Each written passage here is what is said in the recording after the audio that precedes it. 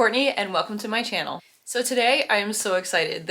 I wasn't sure if this video was actually going to manifest and be something that I could do. I had mentioned during some of my previous videos this past month and even in whatever month, February, that I'm like, yeah, like I have this idea, I think I might do, but like don't hold me to it, it might not happen. So it's happening, and it's one that I think is super fun. It's appropriate for Women's History Month since we're in that right now in the month of March, and just something I've thought about doing, or I've done versions of it for blog posts, but I haven't really done too many vlogs about it, so I'm excited to share that with you today. So what that is my favorite female fictional characters in TV shows and movies, what books I would recommend to them or what books remind me of them. So what I've done in the past, I've worked with Novel Pairings, which is a podcast with Chelsea and Sarah, and we did a Gilmore Girls themed podcast. Well, it was an episode for their normal Novel Pairings podcast, and then they co-wrote a post for my blog of what books reminded them of Gilmore Girls characters, and I absolutely love that. And then I also wrote a post on my own that was my favorite books for the personalities or the hosts of the Great British Baking Show, the original, or like the furthest back I could go on Netflix, which had Sue and Mel, I think, and of course Paul Hollywood and Mary Berry. So this time we're doing this as female characters specifically. I tried to only get books written by females, but there are a few in here that are written by men, at least 3 out of the 10. So that's not bad, but I picked these women and you'll see why, but they are just so near and dear to me. They are shows that I've either recently or movies I've recently gotten into or ones that I come back to all the time, and they just make me happy, and they're so strong and just amazing characteristics that I admire. So yes, I will go through. I have 5 different characters. I picked 2 books for each one. And yes, we have a mix of romance, of nonfiction, of comedy, of inspiration, prose, all kinds of things here. So I'm excited to share these books with you. Some I've talked about before, but others I haven't talked about in a while or maybe ever on this channel. So yeah, I'm excited to dive in. So let's go. So the first character I have is Alexis Rose. So she is one of the main characters in Schitt's Creek. So I got into Schitt's Creek a few years ago. My brother and sister-in-law and their kids came to visit me here in Cincinnati over the new year, and they wanted to watch it one night when the kids went to bed early. And the first episode was kind of slow, but it like had its funny moments. And then I got more into it and like just binged it like over the next few months and obsessed with it. Alexis, if you aren't familiar with the show, well, I don't want to go too much detail into the show, but basically this family who was very, very rich had like a bad investment, or one of their partners of Johnny Rose, the main man of the household who earns all the money, he suddenly goes like bankrupt or has all his money taken away, and they move to this motel and live there in this like random town in the middle of nowhere with all these interesting and colorful characters. So Alexis is the daughter in the family, and she, when we first meet her, is very surface level. She's all about appearance and having a high social status and all of that. But as the show continues, she gets so grounded and is humbled by so many experiences, by the people she dates, by the people in the town that she's friends with, specifically Twyla, who works at the cafe, and then Ted, who she dates several times, who's the veterinarian in town. So her growth is just amazing, and I love her character. Her humor is so funny, how she makes fun of her brother David all the time, and yeah, she just makes something of herself, and I want to pick books that remind me of that. So the first book I picked was All the Feels by Olivia Dade, and this was specifically for the gentleman here. His name's Alex, and he is misunderstood, or had like this essence of being like a playboy, of somebody that gets in trouble, gets drunk, gets in fights all the time. And then here's this girl that comes along he didn't really expect, really to fall for her, and was not really in his normal like dating scene and all of that. And that kind of reminds me of Alexis too, of like seeing the good and seeing how beautiful people are that aren't necessarily like in the spotlight all the time or in your social circle and all of that. But also like there's so much more to his character Alex that progresses, that he is like really cares about the charity he donates to, cares about the staff that works for him. So that I just love that, because you might think of maybe like celebrities or people that are like famous that don't really have much depth to them maybe, but there's so much more to them that meets the eye, and they have so much to offer. And I think that's so much true of Alexis. So maybe not as much maybe there's not as much growth for his character, but more is revealed to us as readers, that he is somebody who's caring and loving, and he would give up the status for the people he loves. So that I thought was amazing. Then I picked another book that is reminiscent of the physical things in life that may not be as important. So Everything That Remains is by the Minimalists, so Joshua Fields Millburn and Ryan Nicodemus. So this, I'm like obsessed with minimalism. It's how can you live more with less, and it's all about just really looking at things around you, people around you, and what really matters. So even though Alexis was forced into the situation where she was cut off from her friends, or at least her friends cut her off because she wasn't in that status anymore, when they came to town like many months, maybe even years later, by accident, not even to like see her, but just like stumbled upon the town, she sees how much she's grown and how much she doesn't need them anymore. And that's a part of minimalism too, is just knowing when to pass by or pass up things that don't bring you joy or value anymore. And I see that in Alexis with her. She turned down some money from her friend Twyla in order to start her own business and like to make it on her own and like build herself up from not necessarily like the bottom, but like just make a name for herself.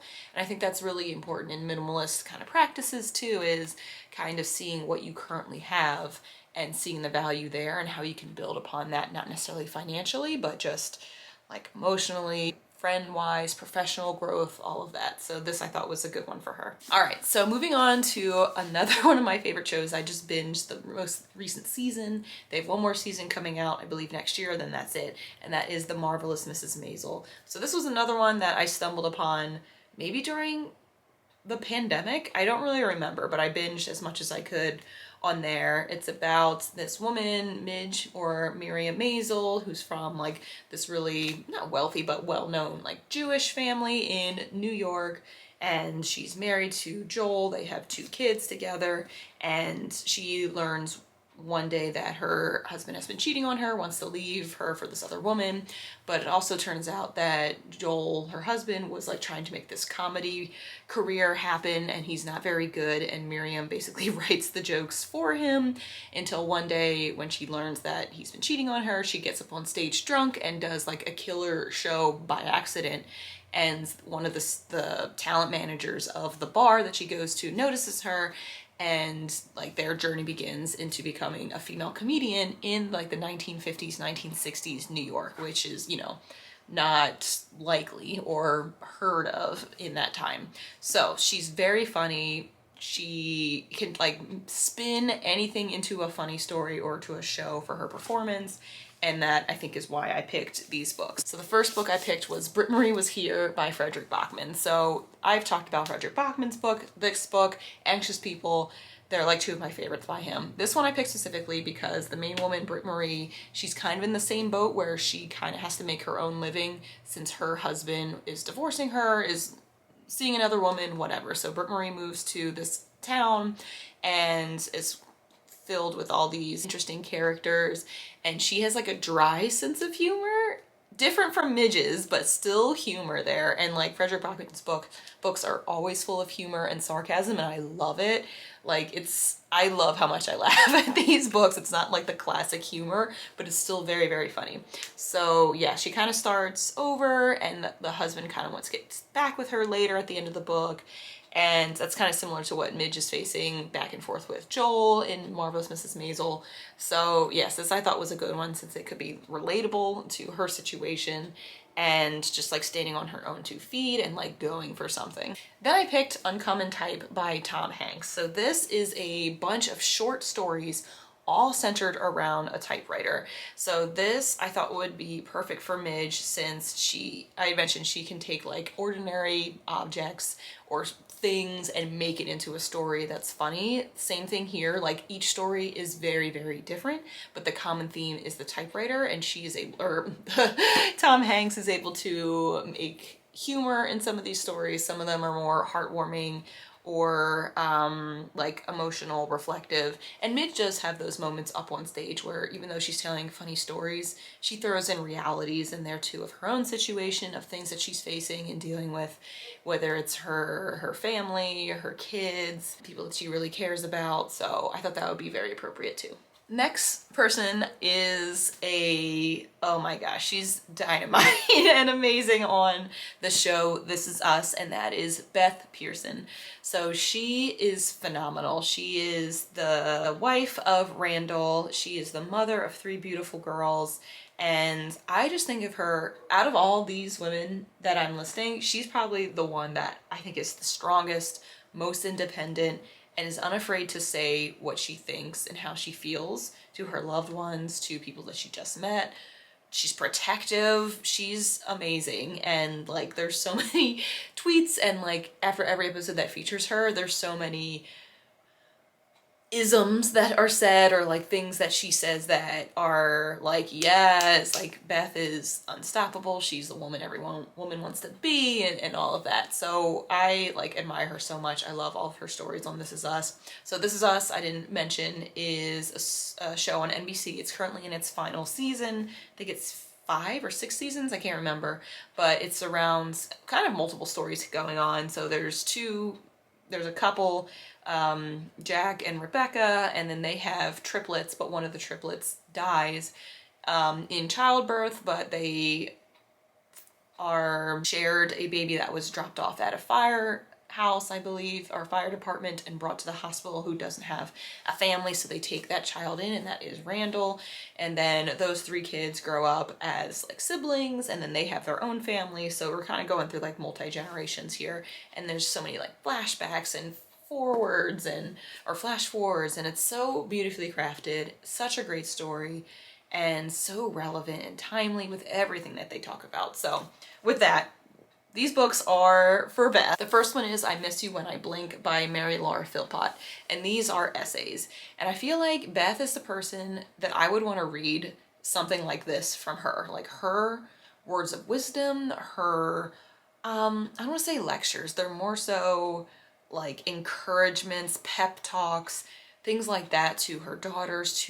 There's a scene now, or this time now, where she's opening a dance studio and she's talking to her dancers that one like fell during a performance, and she goes out on stage while there are people in the audience and like talks to the dancer and like encourages her, you know, like you can keep going, or you can just let this define you, like we can start over, it's fine. And like she's just filled with so many great like encouragements, like and this is how I feel with this book too. Like there's so many good life lesson stories in here that are told so well about being a woman, about being a mother, being a writer, in terms of Mary Laura Philpott. So I think Beth could have essays or any of her speeches or dialogues like put together into a book, and I would read it. So maybe this is her inspiration to get that down. Then I picked for her Clap When You Land by Elizabeth Acevedo, and this is one I just think she would enjoy.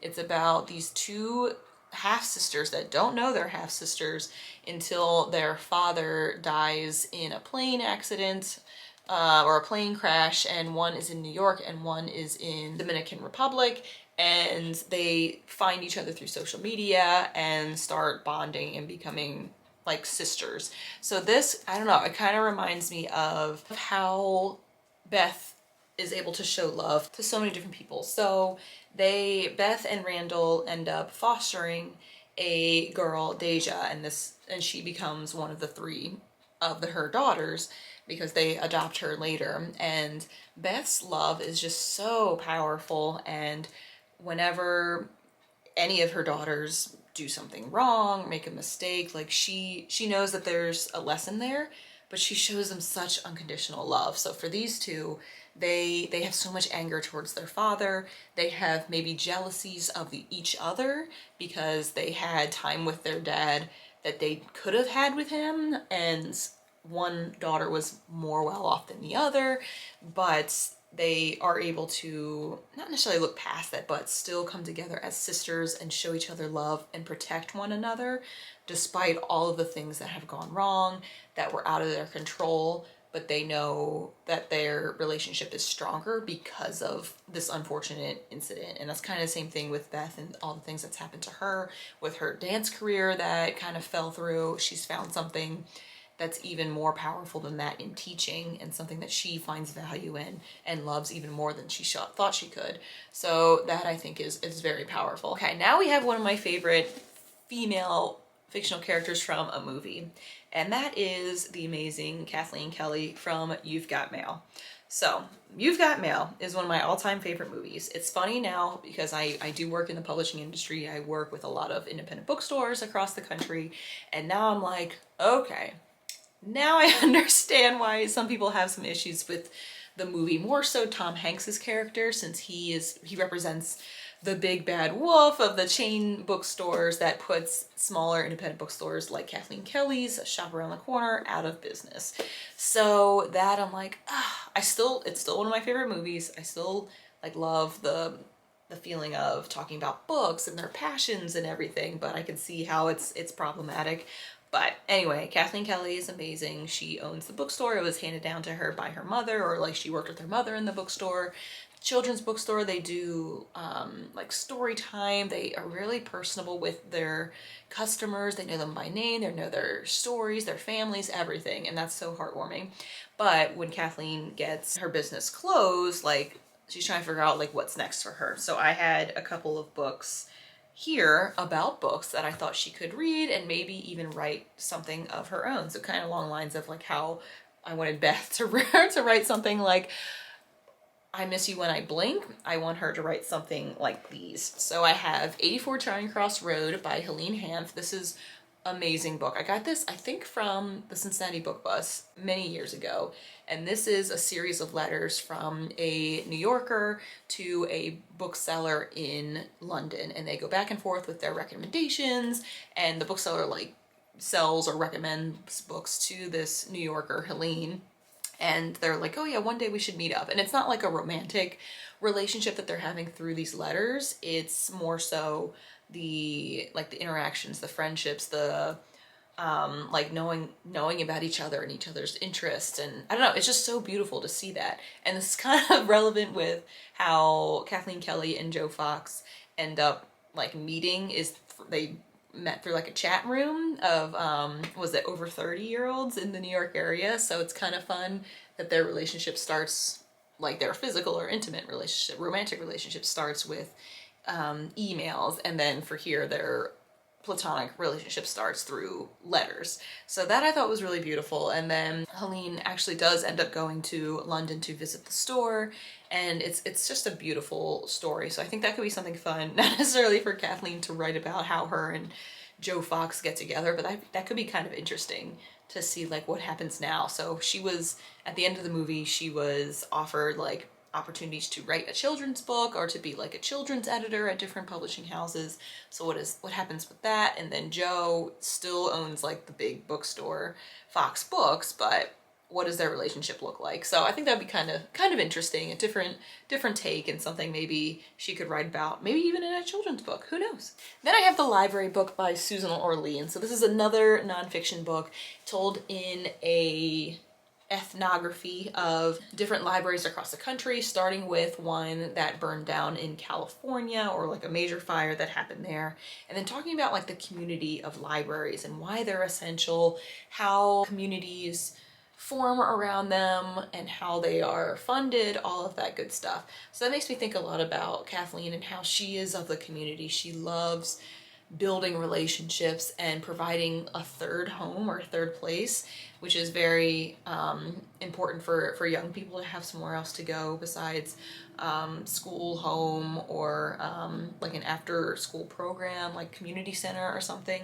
So this, I think, could be interesting for her to do some kind of ethnography, maybe of like small independent bookstores, which would be kind of cool. I actually would love that. I would read that for sure. Maybe that's something I could write. I don't know.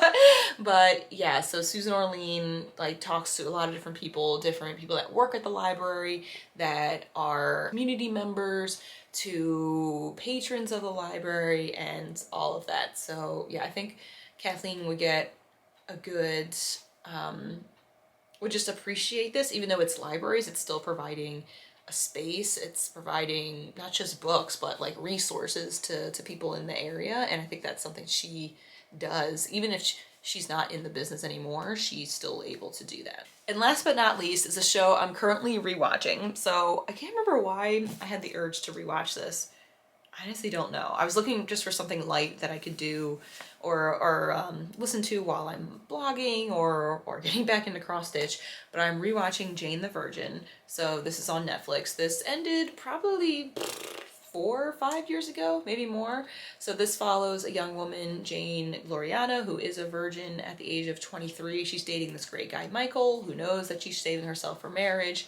And she goes in one day to the gynecologist and gets accidentally inseminated with somebody else's, like the sperm meant for another patient like next door. And it spirals into this whole telenovela themed kind of show, which is super fun. I love it. There's like a narrator or a Latin narrator over top, and it's set in Miami. There's actually like a telenovela like character in the story that turns out to be her father. So I love the show, and one of my favorite characters, her name is Petra, and she, in the beginning, you will not like her at all. She's terrible. She's cheating on her husband. She's trying to get the most out of her prenup if she lasts like one more year and is able to get like the 20 million, however much money it is. She's conniving, she's manipulating, she's a lot of bad things, but there's a lot of things that happen that she has like the most growth I've probably ever seen in a show. I know Alexis, I said, had grown a lot, but I think Petra like supersedes that for sure in this show.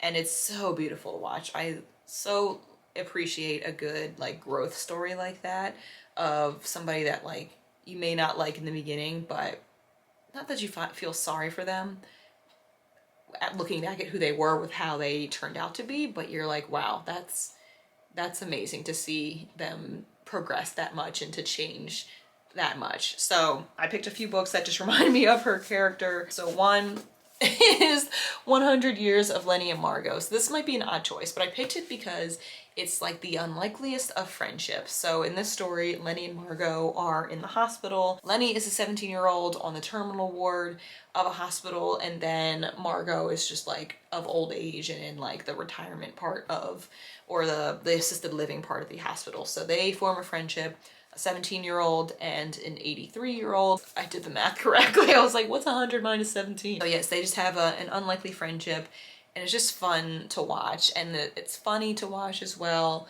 heartwarming, and yeah, also kind of sad. So it reminds me of Petra because she and Jane are like the unlikeliest of friends with how they approach their families, their work, honesty, loyalty, everything that you can think of. They are complete opposites of, but they form the best friendship I've ever seen. I love it so much. And yeah, it's just a joy to see them connecting, even though like it just doesn't make sense on paper.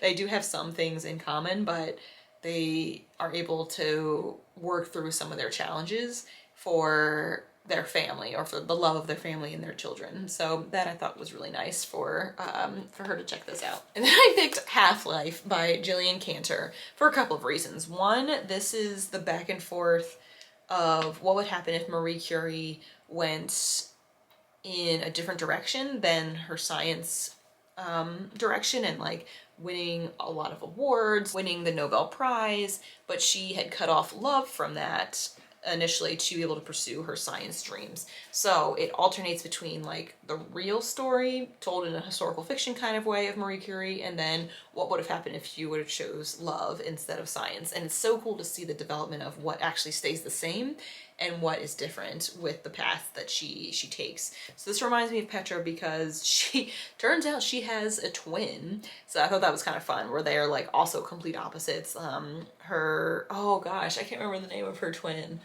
Oh man, but she's like aloof and like innocent and shy compared to Petra's like dominating, like knows what she wants and like will go after it no matter what kind of mentality. So that I thought would be kind of fun with like the same, it's like twins but they very different paths, all that kind of stuff. But also because Petra did make like a 180 and chose a different path than what she was currently on.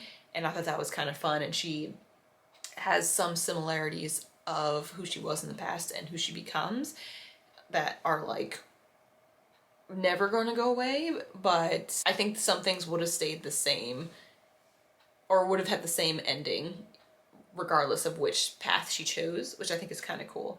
So yeah, that's one's for her. So yes, 30 minutes later. I didn't think this was gonna last that long. I was like, oh, this will be a quick video, but I think because I explained the shows and the TV and the movie, I think that did give some context if you aren't familiar with those characters or those shows or movies before. I hope that helped a little bit, and it was fun to connect those women to different books that I would recommend to them or just remind me of them, things that I think they could write or learn from or have their story written about. So yeah, I thought that was kind of cool. Anyway, thank you so much for watching. I appreciate it. Let's see, I've already filmed my next video, which is my April TBR. So that's already ready to go for next week. The week after that will be my March recap. And then the week after that will be my London recap. So yes, we're getting so much closer to going. My race bib comes in the mail today. It's like what you can track like different runners and like your time and everything for the half marathon. So that comes today. That was like one of the things I was worried about because I like need that obviously to run the race, but like it also makes it more real that it's like happening. So yes, I have a call with my brother and sister-in-law in about an hour to go over like last minute details. Even though we're not leaving for like a few weeks, we just need to figure out like how to get back into the US. Apparently, knock on wood, England has lifted all of their like COVID restrictions, so we don't need a test, we don't need to fill out a passenger locator form, we don't need really anything to get into the country besides like our passport and a mask and clearly our tickets, our plane tickets, so that's exciting. But on the way back, the US still, I believe, has you need a negative COVID test to get back into the US, so we need to figure out how we're gonna do that. So, or like where we're gonna get the test done, do we schedule it, all that kind of stuff. So yeah, it's happening. And then let's see, I did a Ask Me Anything on Instagram this past week, and this is the second time it's brought up, and I'm glad they brought it up again. I will be bringing back reading sprints soon. I have a couple dates in mind. It's just, I just got to confirm a few things since I have volleyball games that haven't been scheduled yet, and I try to work around those and like different things that we have planned in our schedules, our social calendars. So yeah, I'll put those up soon. So that'll be coming soon. I might be doing a spring read with me video. I think that will be fun since the first day of spring is, ooh, what day is it? I think it's either this weekend. Did it already pass? I think it was yesterday. Wasn't that the first day of spring? It was either yesterday or it's today. I don't remember. So happy spring, everybody. And yeah, I think that'll be a fun one. Independent Bookstore Day is coming up soon on April 30th. I'll probably have a vlog about that. So yeah, we're moving and grooving with my vlog topics for like what I want to do each week. So that's already planned out. It's just a matter of recording them. So yes, I hope you're excited to see more of those. And yeah, if you like this video, please give it a thumbs up, comment down below some of your favorite characters, what books you would recommend them, or the ones that I mentioned, what do you think? And feel free to hit subscribe, feel free to hit the notification bell to know when I post next. I hope you all have a great day and happy reading.